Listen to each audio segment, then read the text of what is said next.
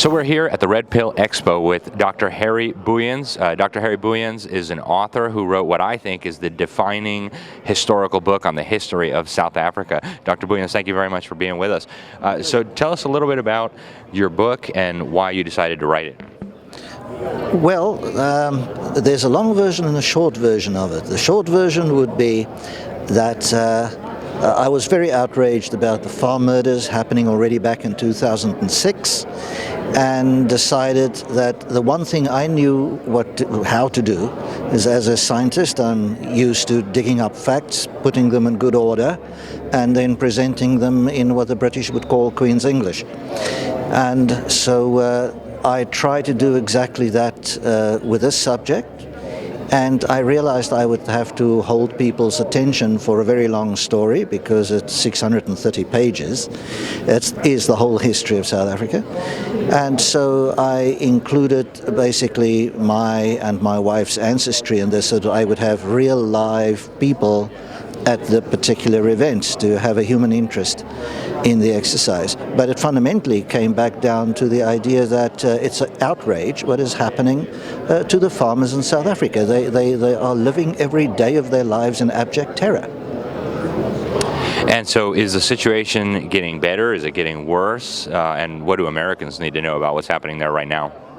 Americans need to know that the President of South Africa, the new president, Cyril Ramaphosa, is a gentleman who got the new job as president on the basis of having promised that he would expropriate white farmers' land without compensation. And I need those words to sink in with Americans. Expropriation without compensation. Well, I mean, they tell us, if you believe the fake news, that the white people stole all the land. I know you've done some extensive work on this topic. Tell us about whether that's true. That's rubbish.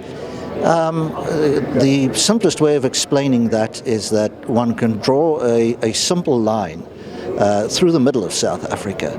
And to the west of that line, you have less than 350 millimeters of rain in summer in a year, and to the east of it, you have more than 350. That's the magic number you need for tall grass. And you need the grass if you want to keep cows, and the cows are there for the milk. And the black South African people's culture is completely based on milk. Without the 350 millimeters rain, they wouldn't have been able to exist. So just looking at the way God made the planet already tells you they could not have owned the whole South Africa. In reality, when the Dutch arrived in 1652, and my ancestors settled there, the nearest African black people to Cape Town was 700 miles away at what is now the southern border of the Natal province. Wow, so it's a little bit of the history that you're not going to get from the fake news.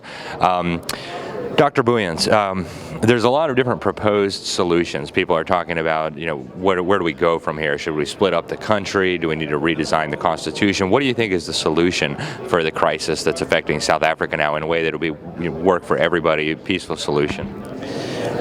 Well, we have a situation where the present government has basically tried to gain voters by inciting the uneducated masses of ordinary, decent black folks. They have incited them against white people to a degree where I am not convinced it's possible to come to any kind of a reasoned, negotiated solution with anything that looks like the current ANC government.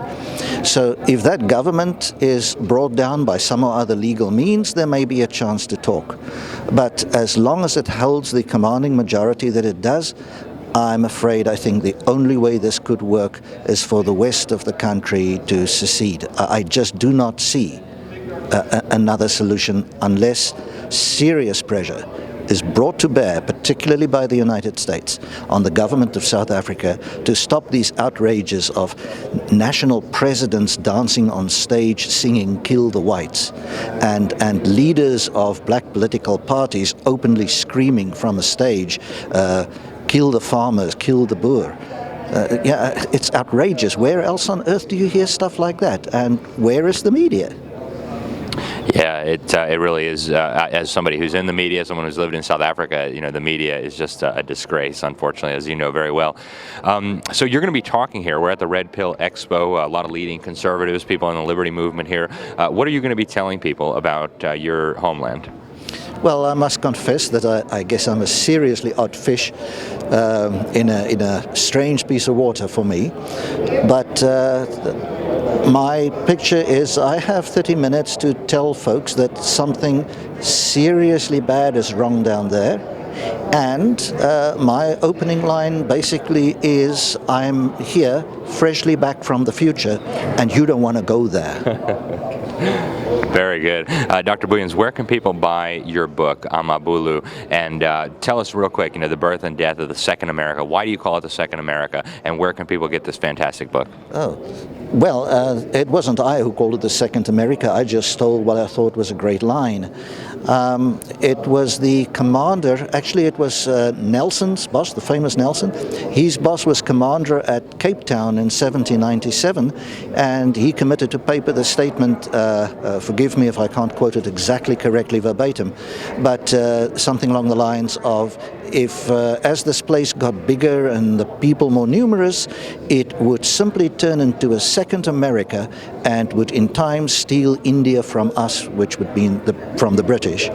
And he said that because the Cape had played such a major role in the United States independence. The French and the Brits had both raced for the Cape during the War of Independence, the US War of Independence, and the French won essentially that effort and occupied the Cape, thereby denied essentially the high seas to the Brits, and therefore could help the United States, could help America. And so no Cape Town, no French garrison meant no winning of your war.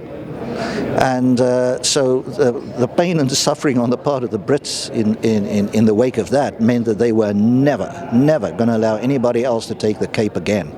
And so when they got, in 1795, when the French went back to war with them, they rushed for the Cape and made sure they controlled it this time. Hence, the Second America, because the Brits called it the Second America, still smarting from the effects of the first. And so where do people get your book? The simplest way to get the book and the blog and any of the stuff on this subject is to enter the following simple words either into Google or into Amazon, and that is AMABHULU, AmaBhulu, which is the name of Nelson Mandela's Amaxhosa people for us, the white Boer farmers, AmaBhulu. Just put the word in there and it will deliver.